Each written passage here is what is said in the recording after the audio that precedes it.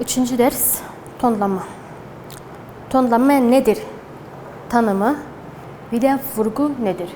Tonlama sesin yükselişi ve alçaltması tonlama denir. Yani bazen sesini yükseltme, daha fazla alçaltma, ona ses tonuna tonlama denir. Vurgu nedir? Vurgu kelimenin daha baskılı, daha güçlendiren sese vurgu denir. Bir de vurgu her zaman sözün sonunda bulunur.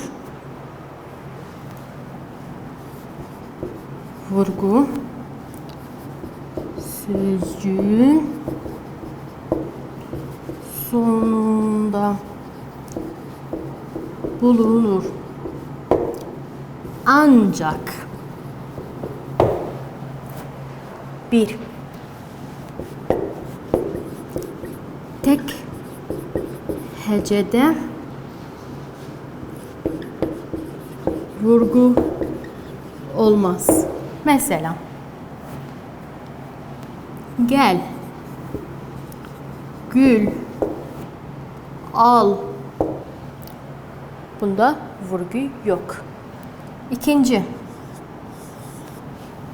olumsuzluklarda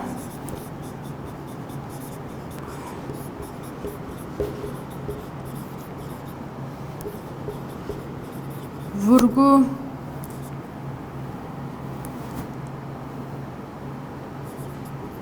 ön heceye kayar. Mesela söyletme.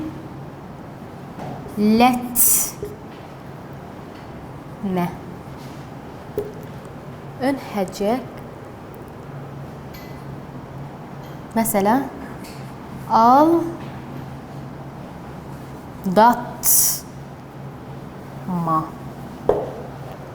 Vurgu ön hecesine kaydı. 3. Soru işaretlerde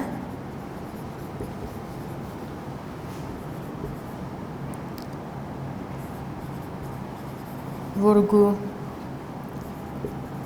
önceki hecesine kayar.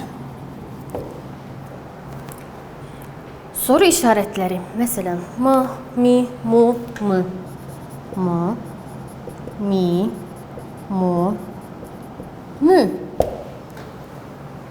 Örneği gidelim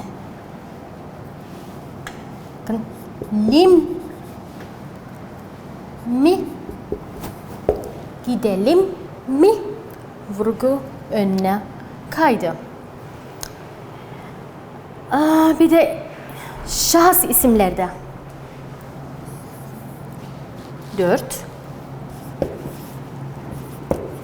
Şahıs isimlerde vurgu başa kayar. Mesela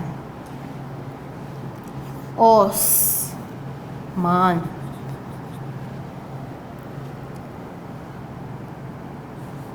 Ali, Can.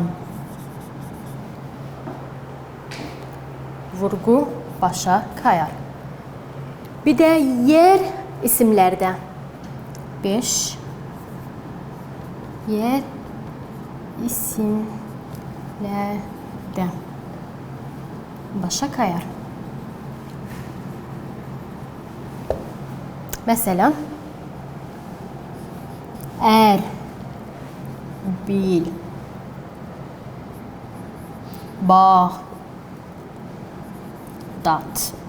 Bakın vurgu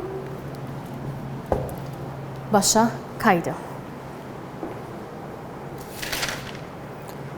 Arkadaşlar vurgu bu kadar. Çok kolay. Sadece isim baskısı vurgu denir.